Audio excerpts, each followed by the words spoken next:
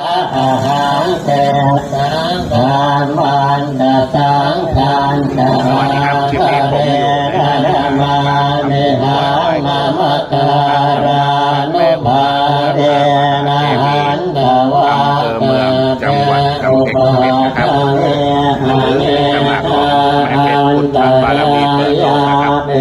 นาสันตุตามพระพุทธเกือบจะกลายเป็นเรื่องเดียวกันนะครับ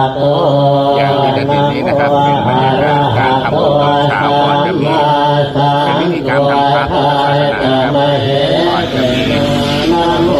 การไหว้ครูพระฮินดูนะครับอย่างที่เห็นนี่นะครับแม้ว่าจะเป็นเครื่องบูชาความฮินดูนะครับตรงจุดก็มีพระพุทธรูปประดิษฐานอยู่ด้านบนสุดมาจยารันทังกรตนาตยาสตาทุกขังนะโมโอมะกาเต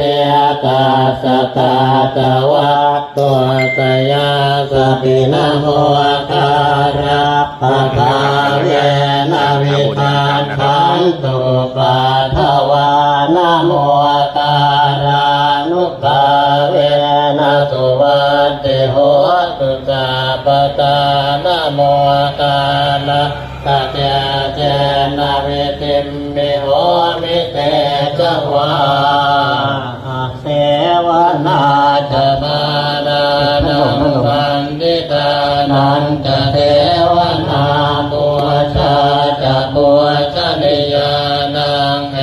ตัมมังปรโมตมัสปะเทโรปะเทตวะโสจักโกเปจักตะบุญญาตาอาตสัมมาปะริทิตาเอตัมมังปรโมตมังพาหุสัจจันตติปัญจวินัยโยตตุเตติโตสุปาทิตาตยาวาตะเอตัมมังคารมุตตมังมาตาเปตุปาทานังโพธาตาราชสังฆาโหอนาปุราจดังมันตาเอตัมมังคารมุตตมังทานันตธรรมจริยาชยาตกานันตสังฆาโหอนา